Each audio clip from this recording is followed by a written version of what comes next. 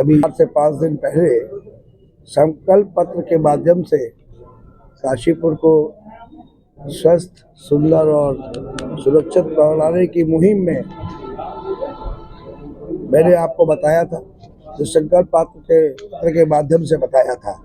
तो आज उसी तरीके का एक रोड मैप है, जिसके बारे में मैंने आपको बात करने के लिए अपने मीडिया के माध्यम से जनता तक पहुंचाने के लिए मैंने अपने मीडिया बंधुओं को एक बार फिर बात करने के लिए बुलाया है। मैं कुछ पॉइंट के साथ आपको बताना चाहता हूं कि जो चीज़ें, थोड़ा सा चुप करा लीजिए भैया, तो जो चीज़ें संकल्प पत्र में है विकास कार्यों को लेकर, उसके अलावा भी जो कुछ चीज़ें हैं जो आपके द्वारा मैं जनता के सामने लाना चाहता हूं, जिसमें मैंने सोचा है कि काशीपुर के सनातनी जनता के साथ मिलकर काशीपुर को बनाएंगे काशी जैसी सनातन नगरी। इसका मतलब है कि हमारे यहाँ पर पौराणिक मंदिर हैं, जहाँ मेले लगते हैं, कांवड़ आती है। ये दशकों से धार्मिक नगरी है, जिसका स्वरूप बिगाड़ने में अधर्मी लोग लगे रहते हैं।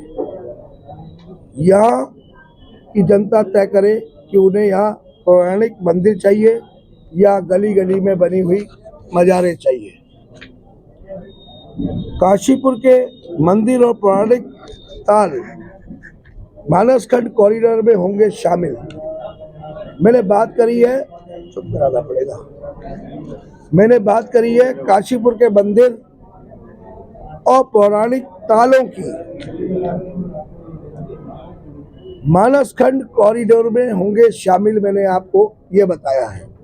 मतलब पिछले दिनों आपने ये खबर पढ़ी होगी कि चैती मंदिर तो बहुत पौराणिक है, बहुत प्राचीन समय से है और हमारे शहर के सनातनी जनता की श्रद्धा वहाँ से जुड़ी हुई है। तो पिछले दिनों आपने खबर पढ़ी होगी कि चैती मंदिर मानसखंड कॉरिडोर में शामिल किया गया है। अगर नहीं पढ़ी है तो मैं बताना चाहता हूँ, हमारा प्रयास रहेगा कि अन्य पौराणिक मंदिर, शिवालय और अपने द्रोण सागर और गिरिताल को भी इस कॉरिडोर का हिस्सा बनाया जाए। कॉरिडोर बनने से काशीपुर में तीर्थाटन भी बढ़ेगा।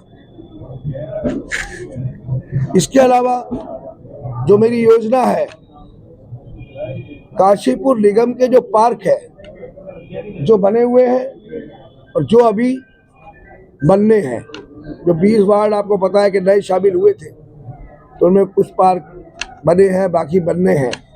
तो काशीपुर निगम के पार्कों में राष्ट्रवादी महापुरुषों के नाम, ये भी मेरे रोड मैप में है कि हमारी योजना है कि नगर निगम के अंतर्गत नए पार्क बनेंगे, उनका सही से मेंटेनेंस होगा, बेहतर तरीके से बनेंगे। उनका नामांतरण, जो उनका नामकरण है, वो महर्षियों के नाम से, महापुरुषों के नाम से हो। इसका प्रयास नहीं करूंगा, ये तय है कि ऐसा होगा। ये शहर हरियाली से भरपूर हो, तो पार्कों से ही हम इस विजन को शुरू करेंगे। ग्रीन काशीपुर के बारे में बहुत सारी संस्थाएं लगी हुई हैं, उनके साथ मिलकर, वहाँ की देवतुल्य जनता के साथ मिलकर, और जब ग्रीनरी होगी तो ये प्रदूषण नियंत्रण भी होगा। इसके लिए मैं काशीपुर के प्रत्येक देवतुल्य जनता से भी अपील करूंगा कि उन पार्कों में उनके द्वारा वृक्षारोपण करवाया जाए जिस एरिया में वो पार्क है। उसके अलावा काशीपुर में जो अवैध मदरसे हैं वो बंद कराए जाएंगे, ये बिल्कुल तय है। धर्मांतरण, उस पर तो आपको पता है कि कानून है धर्मांतरण का, इस पर और सख्ती से निपटूंगा। और गोकशी उस पर तो कानून के साथ मिलकर गोकशी पर तो बिल्कुल प्रतिबंध लगाया जाएगा, ये तय है। क्योंकि काशीपुर में जो बाहर के लोग आ रहे हैं यूपी से और वो अवैध मदरसे खोल रहे हैं, उनका तरीका बिल्कुल अलग है। पहले वो एक प्लॉट लेते हैं, मैंने इसको खुद अपनी आंखों से देखा प्रतापपुर गांव में जाकर कुछ समय पहले वो एक प्लॉट लेते हैं, फिर उसमें एक मकान खड़ा करते हैं जिसमें मकान में बड़ा सा आंगन होता है, उसमें ईंटों से काम करके प्लास्टर भी नहीं करते, जो कि बाहर से वो लगे कि जैसे अभी बन रहा है। और उसके बाद धीरे से उसमें 4-5 बच्चे आने शुरू होते हैं और धीरे धीरे पता ही नहीं लगता कि वो जो मकान नुमा है वो मदरसे में तब्दील हो गया और वहाँ बच्चों की संख्या आसपास से बुलाकर इतनी बड़ी कर दी जाती है। इस बात को बढ़ावा तो होने ही नहीं देना और रोकूंगा। अब इसको रोकने के लिए कानून का सहारा लिया जाएगा, क्योंकि जो बाहर से लोग आ रहे हैं और वो अवैध मदरसों की तरफ बढ़ रहे हैं, ऐसा पुलिस वेरिफिकेशन में सामने आया है। मैंने भी देखा और पुलिस वेरिफिकेशन में भी सामने आया है। वे सब अब यहाँ नहीं चलेगा और कोई भी गैर कानूनी काम सहन नहीं किया जाएगा। कानून की जद में रहकर आप काम कीजिए, उसमें कोई दिक्कत नहीं है। धर्मांतरण या लव जिहाद, जो मैं बार बार बोलता हूँ कि कलावे का छलावा, तो इधर नहीं चलेगा। ये सब जो यूपी से यहाँ आकर जो छिपकर रहते हैं, लिप्त होते हैं, उसका कारोबार करते हैं, उन्हें किसी भी कीमत पे बर्दाश्त नहीं किया जाएगा। हर प्रबंध करे जाएंगे इस चीज को रोकने के लिए। दूसरा, आपको पता है कि हमारे शहर में अन्य शहरों से लोग आकर स्मैक, ड्रग्स, इंजेक्शन यहाँ बेच रहे हैं और एक षड्यंत्र के तहत बेचा जा रहा है। तो आने वाली जो हमारी पीढ़ी है उसको बर्बाद करने का जो षड्यंत्र चल रहा है वो बिल्कुल नहीं होने दिया जाएगा। काशीपुर को ड्रग्स फ्री करा जाएगा किसी भी हालत में। बार बार बात यही है कि कानून अपना काम करेगा, लेकिन ऐसे लोगों को कोई भी किसी तरीके का संरक्षण न दिया जाएगा और जो दे रहा होगा उसे भी बख्शा नहीं जाएगा।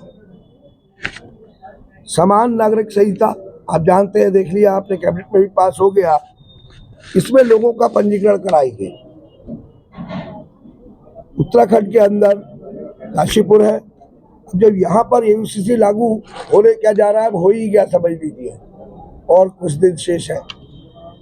इसमें हर परिवार को एक ऐप में पंजीकरण कराना अनिवार्य करेंगे और उसमें जनता, हमारी जो आदरणीय जनता है, पूजनीय जनता है काशीपुर की, उसको उस ऐप में अपना पंजीकरण कराने में कोई दिक्कत ना आए, इसके लिए हमारे जो वार्ड पार्षद होंगे और जो भारतीय जनता पार्टी के कार्यकर्ता होंगे, पदाधिकारी होंगे, वो उस जनता की, हमारी देवतुल्य जनता की मदद करेंगे और आसान बनाया जाएगा कि जिससे कि वो आराम से, आसानी से अपना पंजीकरण करा सके।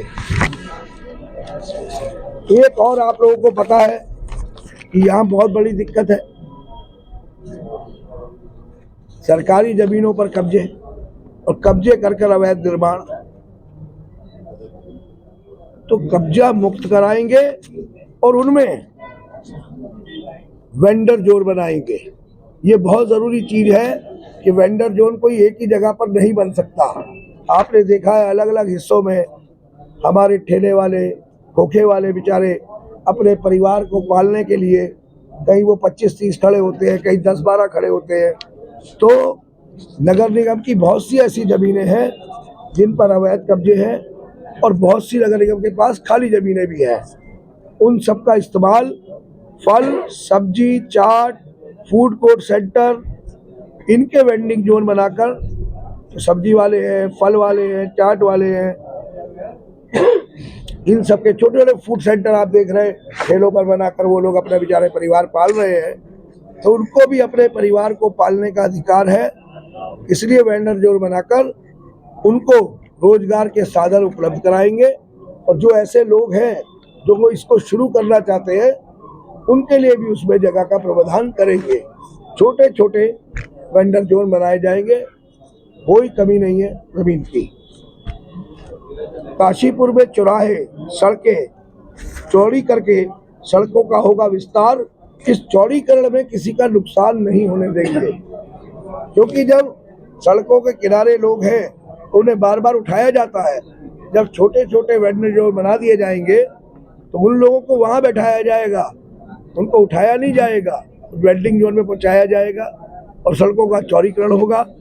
और चौराहों का भी नामकरण करेंगे महापुरुषों के नाम पर। देश को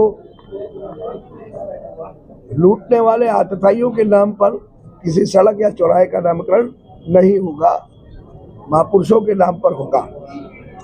अब क्या है कि सड़कें चौड़ी करे जाना जरूरी भी इसलिए हो गया है, और इसमें एक चीज और भी करेंगे कि जैसे एक पार्किंग स्थल बन रहा है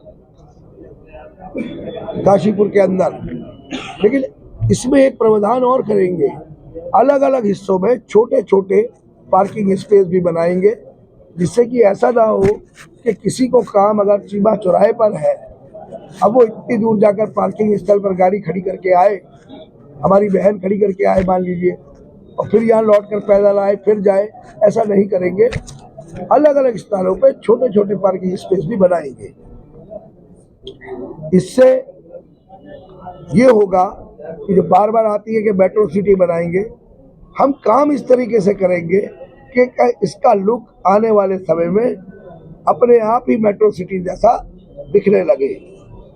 गैस पाइपलाइन घर घर तक आनी है, सीवर पानी की व्यवस्थाएं भी अगर कहीं भी उनमें कोई कमी है वो भी दुरुस्त की जाएगी, और हर घर जल बिजली गैस पाइपलाइन ये सब पहुंचाएंगे।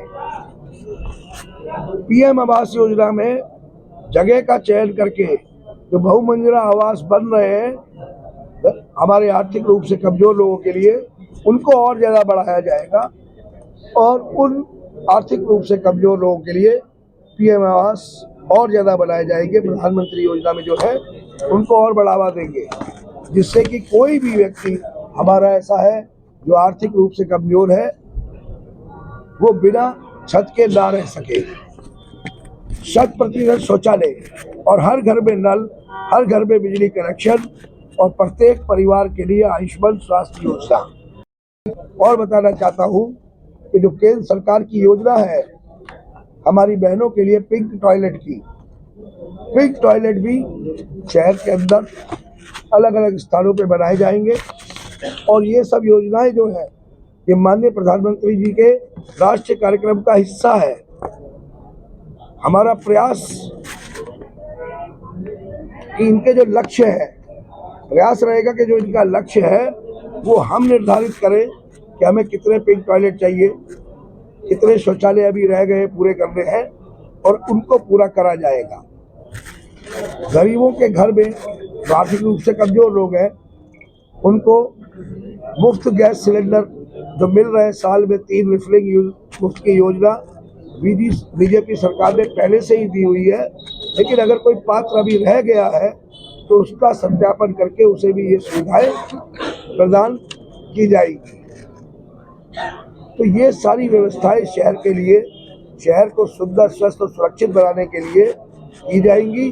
और मैंने बताया है पहले भी कि लगभग पूरे एरिया को सीसीटीवी कैमरों से, जिससे कि हमारी बहनें जो सुबह रोजगार के लिए, नौकरी के लिए निकलती है और शाम हो जाती है जब वो घर लौटती है, तो उसमें पूरी लाइटिंग की व्यवस्था और सीसीटीवी कैमरों की व्यवस्था ये उनके लिए करी जाएगी, जिससे कि हमारी बहनें जब सुरक्षित घर से निकल रही हैं तो सुरक्षित घर पर पहुंचे। दीपक जी, आपने अपने संबोधन में बात बता दी काशी जैसे। बिल्कुल नहीं, मैं ये नहीं कह रहा कि शहर का नाम परिवर्तन करने की जरूरत ही नहीं है। जिसके आगे काशी लिखा है उसका नाम क्या परिवर्तन करना है, तो इसलिए नाम परिवर्तन की योजना नहीं है। उसको बनाने के लिए जो अवैध, मैंने बताया अवैध मदरसे और ये सब बनाए जा रहे हैं, इनको यहाँ नहीं पनपने दिया जाएगा। और जो हमारे पौराणिक स्थल है उनको उसी तरीके से किया जाएगा। पार्क, मैंने बताया, पार्कों के नाम महापुरुषों के नाम पर रखेंगे, अपने ऋषि मुनियों के नाम पर रखेंगे, चौराहों के नाम, कुछ काशीपुर में द्वार बनाए जाएंगे जो हमारे महापुरुषों के नाम पर होंगे, हमारे ऋषि मुनियों के नाम पर होंगे। मैंने देखिए आपको जो संकल्प पत्र दिया था उसमें पूरे संकल्प पत्र के साथ एक पेपर और था जिसमें मेरी 5 प्राथमिकताएं थी। तो मेरा जो रोड मैप है वो 5 वर्षीय नहीं है, एक साथ। उनमें से जो मैंने आपको 5 प्राथमिकताएं दी है उनमें जो बड़ी योजना है उनको 1 साल के अंदर अंदर चालू कराया जाएगा। जैसे अंडरग्राउंड बिजली, पूरे शहर का जो मैंने कहा था आपको वाटर प्लांट जो बनना है, हमारा ड्रेनेज प्लांट, वो बनाया जाएगा।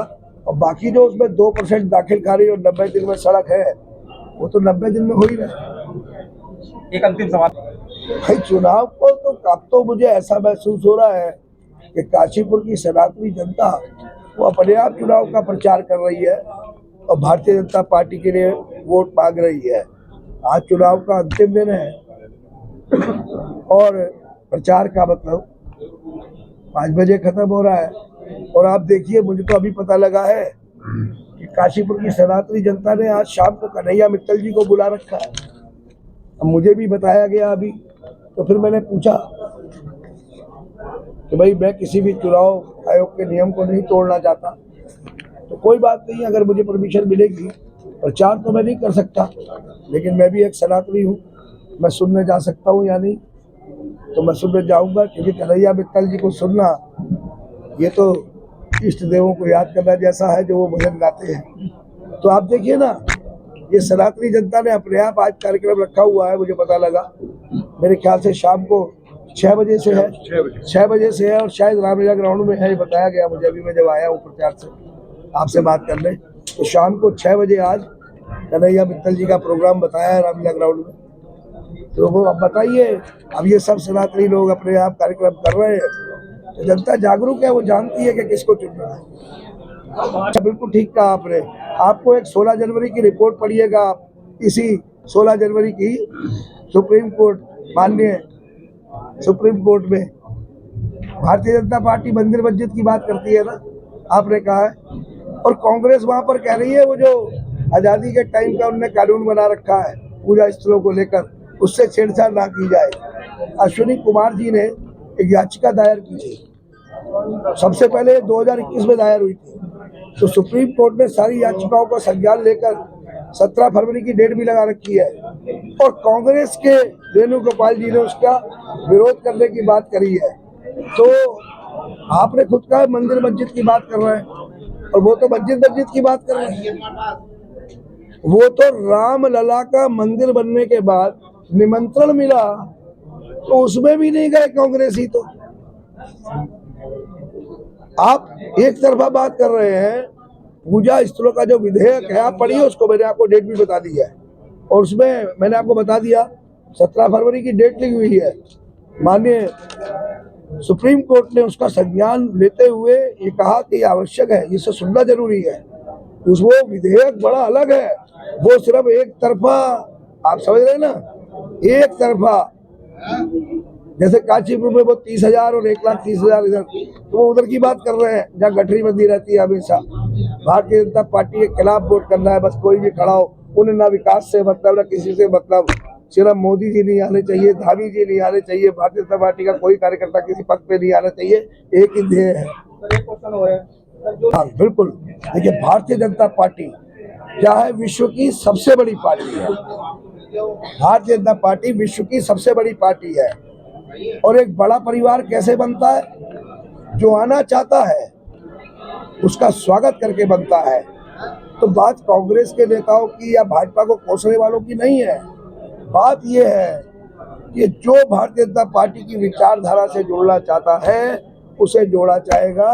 आप पत्रकारिता में हैं और आपकी विचारधारा अगर भारतीय जनता पार्टी की है तो आपका भी स्वागत है।